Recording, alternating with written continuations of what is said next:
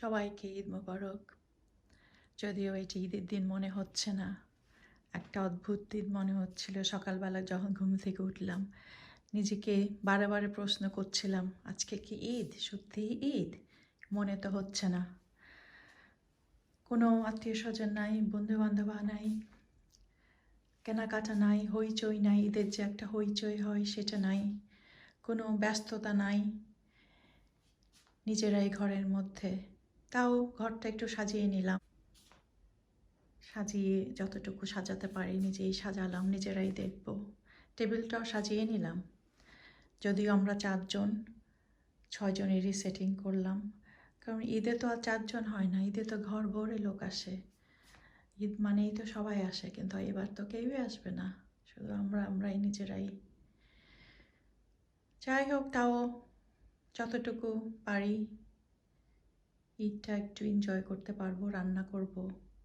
আপনারাও অনেক অনেক এনজয় করবেন, যে যেখানেই আছেন, যতটুকুই পারেন। কেনাকাটা তো করা যাবে, সবসময় করা যাবে, করতে পারবো। এখন যে রান্না করব আপনাদেরও সাথে নিয়ে যাব। আর হ্যাঁ, আমার টেবিল সাজানো কেমন হলো জানাবেন। আমার টেবিল রান্নাটা তো আমি যেটা বানিয়েছিলাম সেই দিন, সেই রান্নাটাই। অনেকেই মেসেজ করেছেন আপনারা আমাকে যে টেবিল রান্নাটা আমি ওদের পাঠাতে পারবো কিনা পোস্ট করে। না, ভিডিওতে আছে, চ্যানেলে দেখে তোমরা বানিয়ে নাও যার যারটা।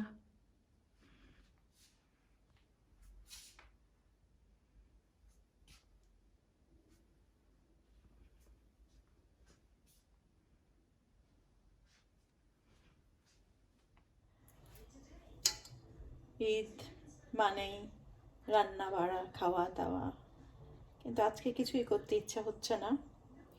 বাইরের ওয়েদারটা ভালো না, ঝড় হচ্ছে, তাও একটু তো করতে হবে।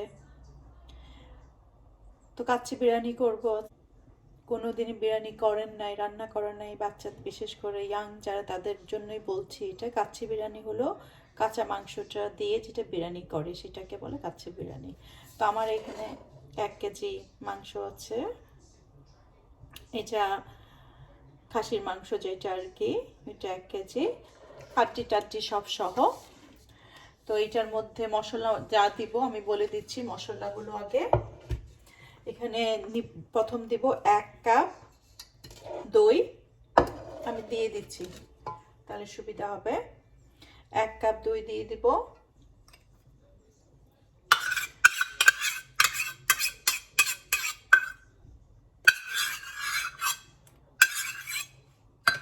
আর বাকি মশলাগুলো দেখিয়ে দিই। এখানে আছে 2 চামচ আদা, 2 চামচ রসুন। এখানে আছে আধা চামচ গোলমরিচের গুঁড়া।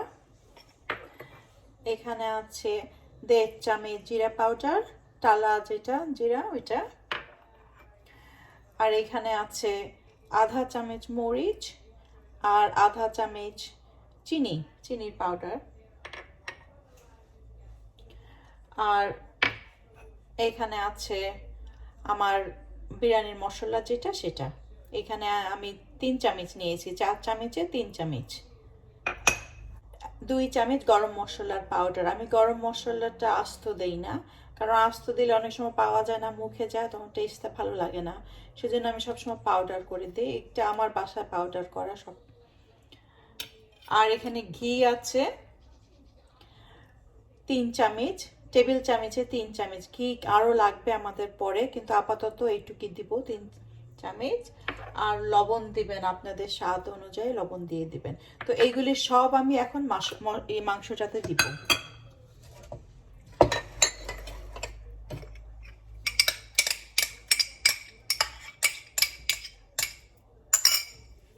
আদা রসুন দিয়ে দিয়েছি।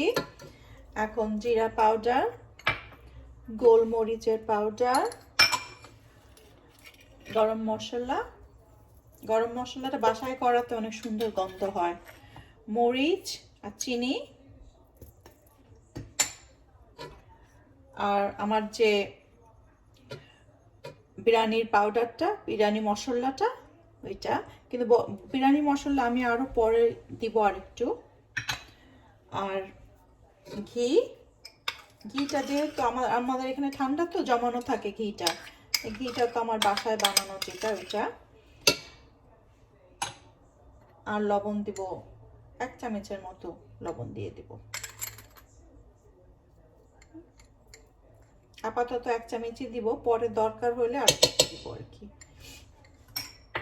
লবণটা যত, এখন এই জিনিসগুলি সব মাখিয়ে ভালো মতো মাখিয়ে এটা 2-3 ঘন্টা আমি রেখে দিব। 2-3 ঘন্টা রাখতে হবে ম্যারিনেট করার জন্য, এরকম ভাবে।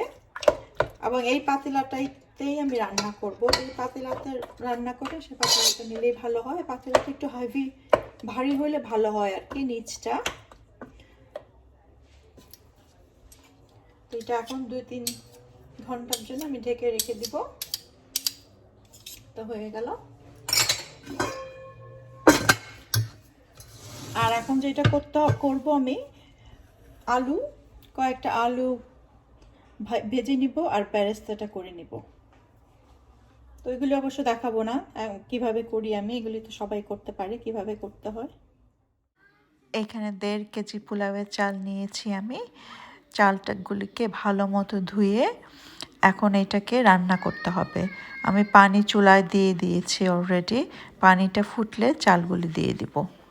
তো এই যে পাতিলার মধ্যে আমি পানি নিয়ে নিয়েছি, তো পানিটা এখন ফোটানোর আগ পর্যন্ত ওয়েট করতে হবে। ফুটানোর পরে চাল আমি এটা পানিতে দিব।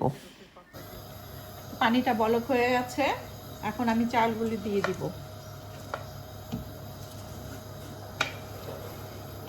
চালটা কিন্তু আমার একদম ড্রাই, কোনো ভিজা ভিজা না। চালটা ধুয়ে কিছুক্ষণ রেখে দিলে ভালো হয় আর কি, তাহলে চালের দানাগুলি বড় বড় হয়। চালগুলি আমি পানিতে সব দিয়ে 8 মিনিট আমি ওয়েট করব। 8 মিনিটে 80% আর কি রান্না হয়ে যাবে। ভাতটা যখন রান্না হয়ে যাবে তখন আমি এই ড্রেইনারে ভাতটা ঢেলে দিব মাছ সহ। ড্রেইন হয়ে গেলে ভাতটা আমি কিছুক্ষণ রেখে দিব এই ড্রেইনারে। তারপর ভাতটা যখন ঝরঝরা হয়ে যাবে তখন বিরিয়ানি করতে চলে যাব। তো 8 মিনিট পরে চালটা আমি পানি ঝরিয়ে দিলাম এখানে। এখন চালটা কিন্তু একদম ড্রাই হয়ে গেছে। এটা এখন বিরিয়ানির জন্য রেডি করব। তো আপনাদের ডিপেন্ড করে আপনাদের চাল যদি ডিফারেন্ট থাকে হয়তো 8 মিনিটের বেশিও লাগতে পারে। তা আমারটা এই পর্যন্ত আসতে 8 মিনিটই লাগে। মানে চালটা ভাতও হবে না আবার শক্তও থাকবে না, ওরকম আর কি। বিরিয়ানির মাংসটা আমার 4 ঘন্টা হয়ে গেছে এখন। 4 ঘন্টা পর্যন্ত ম্যারিনেট করলাম। আর যা যা লাগবে আমি বলে দিচ্ছি। এখানে 1 বোল পেঁয়াজ ভাজা আছে, বেরেস্তা যেটা, এটা দিব। আর চালের যে মাঠটা ছিল, মাঠটা আমি ফেলবো না, এটা আমি রেখে দিয়েছি কিছুটা, কারণ এটা আমি বিরিয়ানিতে দিব। আর এখানে 1 কাপ দুধের মধ্যে স্যাফরনটা আমি দিয়ে দিলাম, তো কালার বের হয়ে গেছে স্যাফরনের।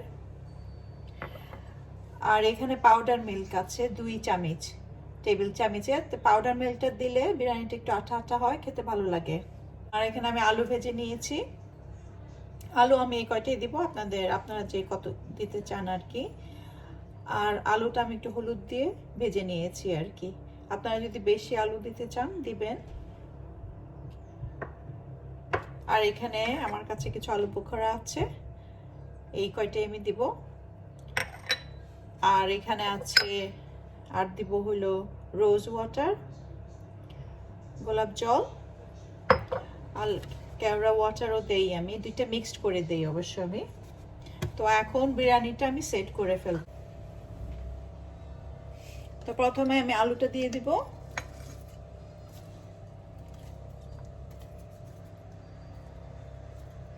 সব কয়টা। তারপর দিয়ে দিব মিল্ক পাউডারটা, গুঁড়া দুধটা। গুঁড়া দুধ যদি আপনারা দিতে না চান না দিলেও হবে, কোনো অসুবিধা নাই। আর এখন এখন যে সাফরন দুধটা অর্ধেকটা দিব আমি এখানে, আর অর্ধেকটা উপরে দিব। আর দিব পেঁয়াজ, পেঁয়াজটা আমি অর্ধেক দিব।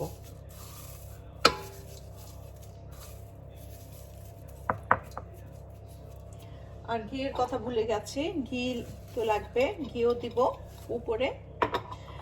আর কিছু রোজ ওয়াটার দিব। রোজ ওয়াটার আমি অবশ্য ভাত দিয়েও দিব, উপর দিয়ে দিব। এখন এটুক দিব।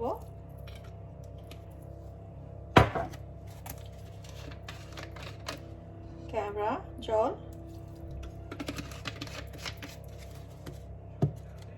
আর এখন ভাত দিয়ে দিব। আলু বখরাটা আমি দিচ্ছি না, কারণ আমার আলু বখরাটা মানে একটু দিলেই গলে যায় আর কি। তো নামানোর কিছুক্ষণ আগে দিব আমি আলু বখরাটা।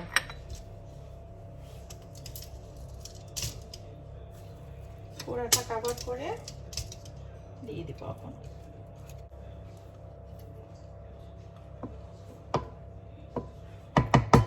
এখন এটার উপরে বাকি কেওড়া আর দুধটা দিয়ে দিব, সাফরান আর দুধটা। আর এটার উপরে একটু গোলাপ জল দিব আমি।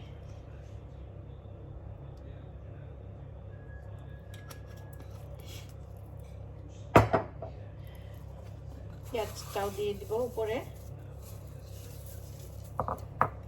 ঘি দিব, ঘি আপনাদের আন্দাজ অনুযায়ী দিয়ে দিবেন। আমি কারণ যেহেতু আগে অনেক ঘি দেওয়া হয়েছে, এটাতে আর বেশি দিব না। পানিটাও দিব।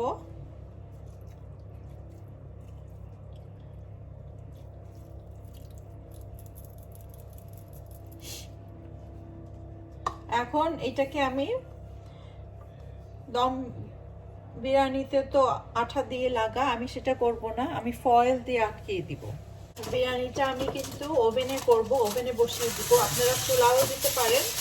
আগে একটা তাওয়া দিয়ে তাওয়ার উপরে বসাতে হবে। আর ওভেনে দিলে ওভেনটা আগে থেকে অন করে দিতে হবে, কিন্তু ওভেনটা গরম থাকতে হবে। তারপর আমি ঢাকনাটা দিয়ে দিব, তাহলে এটা টাইট হয়ে বসে থাকে। তাহলে আর ইয়ে করতে হয় না, আঠার এটা দিতে হয় না চারিদিকে, যে এটা এখন টাইট করে বসে আছে। এখন এটা 30 থেকে 40 মিনিট পর্যন্ত ওভেনে দিব আমি। এখন আপনাদের ওভেন আর চুলার উপরে ডিপেন্ড করে, হয়তো আপনাদের আরো সময় লাগতে পারে। তো ওভেনে দিয়ে দিলাম। এটা এখন আধা ঘন্টা পর আমি বের করব।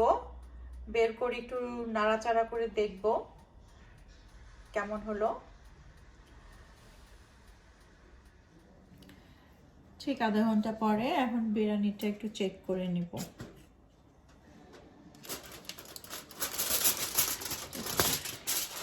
এখন একটু উল্টিয়ে দিব।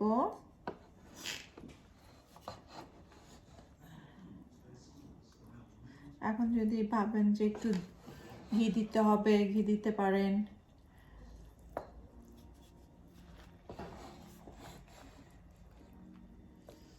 সুন্দর গন্ধ বের হয়েছে। মাংসগুলিও কিন্তু সেদ্ধ হয়ে গেছে আমি দেখছি, কেয়ারফুলি যাতে আলুগুলি না ভাঙে আর কি। তো এখন আলু বোখারাগুলি আমি দিয়ে দিব। দিয়ে আবার এটা 10 মিনিটের মতো চুলায় ওভেনে দিব, 10 মিনিটের মতো। তারপর এটা ওভেনটা অফ করে দিয়ে ওভেনে কিছুক্ষণ রেখে দিব আমি। ঈদ মুবারক। ঈদ মুবারক। সবাইকে, সবাই ভালোভাবে ঈদ করেন, ভালো থাকেন, সুস্থ থাকেন। এটা দেখাচ্ছ ফুড। আল্লাহ হাফেজ। আল্লাহ হাফেজ। No, break this or something. It's a bit risky.